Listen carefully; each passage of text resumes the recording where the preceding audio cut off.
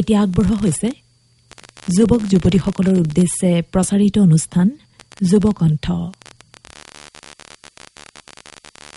শ্ৰোতা বন্ধু নমস্কাৰ। ঘড়ী সময় 7:30 গৈছে আৰু তাৰ লগে লগে মই প্ৰেৰণা উপস্থিত হৈছোহি আপোনালোকৰ প্ৰিয় অনুষ্ঠান যুৱকণ্ঠৰ সৈতে।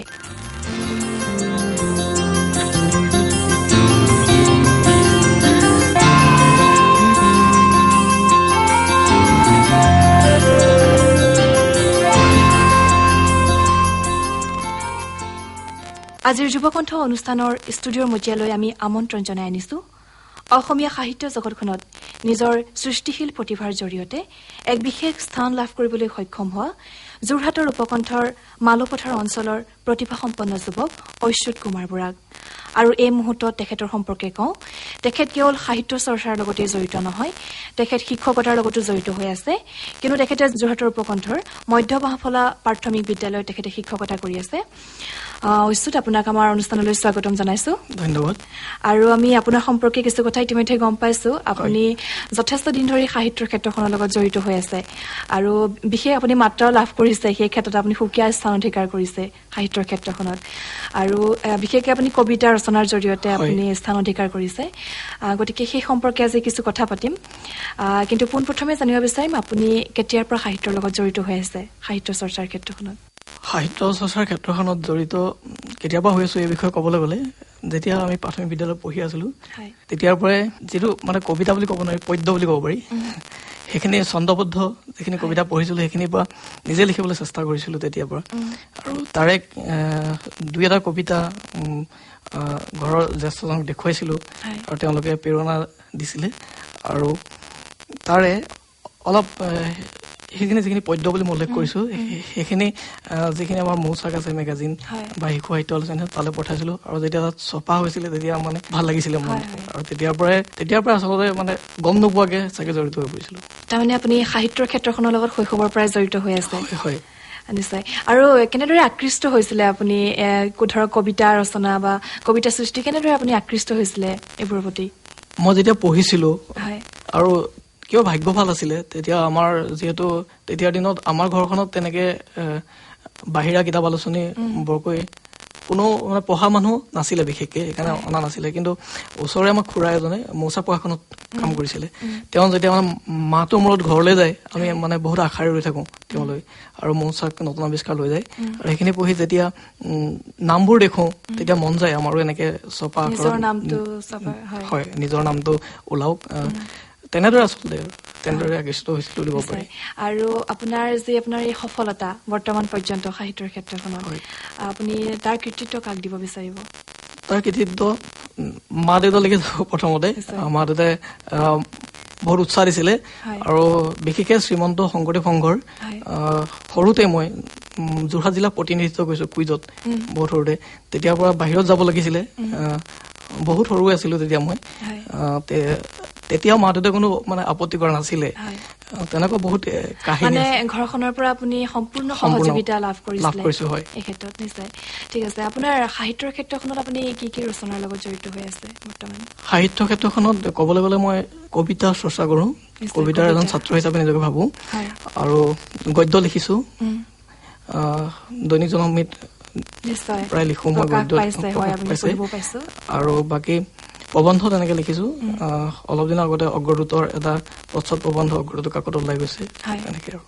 আৰু প্ৰথম আপুনি কি ৰচনাৰ জৰিয়তে সাহিত্যৰ ক্ষেত্ৰখনত খোজ দিছিলে? প্ৰথম যিটো মানে স্বাভাৱিকভাৱে সকলোৰে ক্ষেত্ৰত একেই হয়, কবিতা ৰচনাৰ জৰিয়তে। কবিতা ৰচনা ক'ত প্ৰকাশ পাইছিলে প্ৰথম?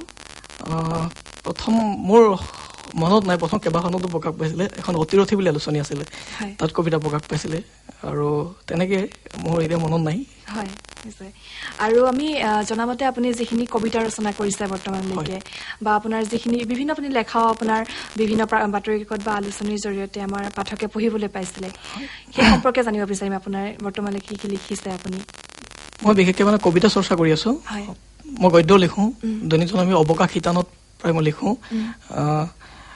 পাঠকৰ সঁহাৰিও পাইছো, তেনেকুৱা এটা কাহিনী মই কৈছো। অৱকাশ শিতানত 2015 চনৰ মাৰ্চ মাহত এটা মোৰ লেখা প্ৰকাশ হৈছিলে, মাজুলী চাপৰিৰ ডায়েৰী বুলি, অভিজ্ঞতাৰ ফালৰ পৰা। গল্পও নহয়, গদ্য প্ৰবন্ধ বিশেষ মানে প্ৰবন্ধ বুলি ক'ব নোৱাৰি তাক অনুভৱৰ আলাপ আৰু সেইটোৱে আজিলৈকে মই যিমান সাহিত্যৰ ক্ষেত্ৰত আচৰিত হ'বলগীয়া কিবা হৈছে সেইটোৱে হৈছে আৰু প্ৰায় এসপ্তাহলৈকে মোলৈ ফোন আহিছিলে প্ৰথম আন কিবা লেখা প্ৰকাশ হ'লেও 2জনে ফোন কৰে তেনেকে ধন্যবাদ জনোৱা হয় মানে আচৰিত হ'বলগীয়া পাছত মই প্ৰথম দিনটো যোৱাৰ পাছত দ্বিতীয় দিনাৰ পৰা মই ফোন নাম্বাৰবোৰ নামটোৰে সৈতে মই ডায়েৰী লিখি থৈছো হয় নিশ্চয় ভাল লাগিছে কথাখিনি জানি আপোনাৰ যিখিনি কবিতা আপুনি কিবা কবিতা পুথিৰ আকাৰত আপুনি প্ৰকাশ কৰিছে নেকি কবিতা পুথি এখন প্ৰকাশ হৈছে নদী তুমি ভগ্ন হৃদয়ৰ ঠিকনা 2013 চনত গুৱাহাটীত অনুষ্ঠিত অসম সাহিত্য সভাৰ খানাপাৰা অধিৱেশনত প্ৰকাশ হৈছে তাত প্ৰকাশ হৈছিলে নিশ্চয় ঠিক আছে ইতিমধ্যে কৈছে আপোনাৰ কবিতা পুথি প্ৰকাশ হৈছে আৰু বহুতো আপোনাৰ অপ্ৰকাশিতভাৱেও বহুতো আপোনাৰ কবিতা আপোনাৰ হাতত আছে আৰু যদি এই মুহূৰ্তত আমি এটা কবিতা শুনো আপোনাৰ স্বৰচিত ভাল লাগিব একবাৰ শেহতীয়া এটা কবিতা পাঠ কৰিছো নিশ্চয় কবিতাটোৰ শিৰোনাম হালধীয়া চৰাই পথাৰখন খায় আৰু হুমুনিয়া নাকাৰ হিবি পিতাই বাটানকুল চাৰিবেৰৰ মাজৰ শিখতবোৰে তোৰ বিন্দু বিন্দু ঘামৰ মূল্য কেতিয়াও বুজি নাপায় কৃত্ৰিম কলিজাবোৰে নুবুজে সাম্য মৈত্ৰী কিংবা আন্তৰিকতাৰ টান বুকুত কঢ়িয়াই লৈ নুফুৰে মাটি আৰু মানুহৰ গান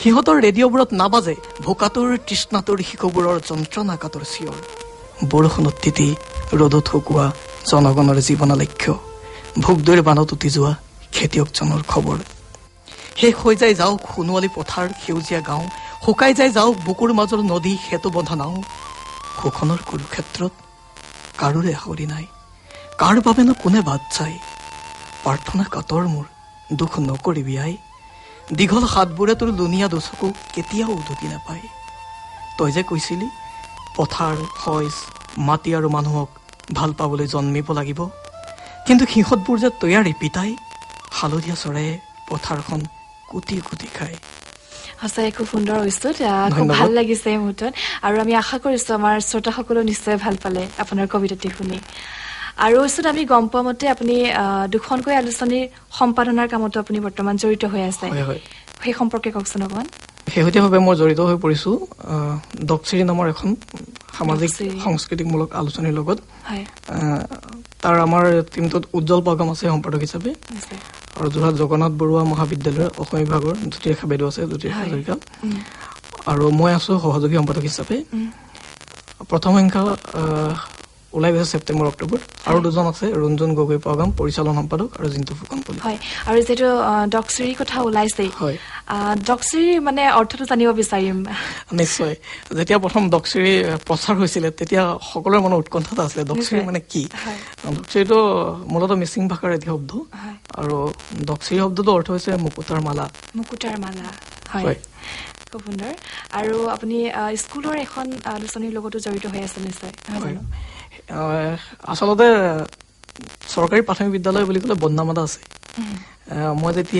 মই প্ৰথম মাজুলীত কণ্টেক্সুৱেল কৰিছিলোঁ পাৰ্মানেণ্ট পোষ্ট পালোঁ মই চেলেংহাটত আৰু তাৰ মানুহখিনি প্ৰথম আহিয়ে মানে ল'ৰা ছোৱালীবিলাকৰ কিবা প্ৰগ্ৰেম এটা হৈ আছিলে ল'ৰা ছোৱালীবিলাক আছিলে অভিভাৱকসকল আছিলে সিহঁতৰ দুচকুত যি চাৱনি ৰদালি চাৱনি বুলি মই তেতিয়া লিখিছিলোঁ আৰু তেতিয়া ভাবিছিলোঁ ইহঁতৰ বহুত কিবা কিবি আছে আৰু তেতিয়া আমি চেষ্টা কৰিছিলোঁ স্কুলৰ বাইদেউগৰাকী বহুত ভাল আছিলে তেওঁ বহুত উৎসাহ দিয়ে মানে বাইদেউ আমি এখন ইয়াৰ পৰা শিশু সাহিত্য এখন আমি আলোচনী উলিয়াব পাৰোঁ আৰু যদি সম্ভৱ হয় বাইদেৱে কৈছে ফাইনেন্সৰ কথা ক'লে একো নাই মই দিম আপুনি দিব আমি প্ৰথমতে কামটো কৰোঁ যিহেতু চৰকাৰী প্ৰাথমিক বিদ্যালয় বুলি ক'লে বদনামটো আছে আমি কৰি দেখাওঁ আৰু মানুহ কিন্তু ইমান উৎসাহ দিলে আলোচনীখন উন্মোচনী অনুষ্ঠানটো বহুত ডাঙৰকৈ হৈ গৈছে আৰু তাতে সেই আলোচনীখনত আমাৰ সেইখন বিদ্যালয় বৰ্ণগীয়া ধেনীপাত্ৰ প্ৰাথমিক বিদ্যালয় তাৰ ছাত্ৰ ছাত্ৰীসকলে সাহিত্য চৰ্চা কৰাৰ উপৰিও ওচৰ চুবুৰীয়া বিভিন্ন বিদ্যালয় তেওঁক জ্যোতি বিদ্যাপীঠ আছে তাৰ ছাত্ৰ ছাত্ৰীয়ে তাত সাহিত্য চৰ্চা কৰিছে আৰু এতিয়ালৈকে প্ৰথম দ্বিতীয় তৃতীয় সংখ্যা ওলাইছে আৰু এইবাৰ 14 নৱেম্বৰত ওলাই আলোচনীখন আচলতে মুখপত্ৰ বুলি ক'ব পাৰি সেইটো অঞ্চলৰ 14 নৱেম্বৰত ওলাব তৃতীয় সংখ্যা আৰু এটা কথা কি আলোচনীখনৰ উন্মোচনী অনুষ্ঠানত ইমানেই মানে অসমৰ যেতিয়া প্ৰথম উন্মোচন হৈ গ'ল পেপাৰে পত্ৰে গ'ল ইমানে অসম মানুহবিলাকৰ পৰা মই মানে সঁহাৰি উৎসাহ পাইছিলোঁ ভাল লাগিলে আৰু দ্বিতীয় অনুষ্ঠানত সেইখন আলোচনীৰ লগত লাগি সেইখন স্কুললৈ মোচাক মামা গৈছে ময়ূৰ বৰা গৈছে মামনি গগৈপুৰৰ বাইদেউ গৈছে, উজ্জ্বল পাগাম, ৰঞ্জিত গগৈ, প্ৰাঞ্জল কুমাৰ লাহন, গোটেই মানুহখিনি গৈছে সেই আলোচনীখনৰ প্ৰথম দ্বিতীয় তৃতীয়। সঁচাই খুব সুন্দৰ পদক্ষেপ আছিলে আপোনালোকৰ এইটো।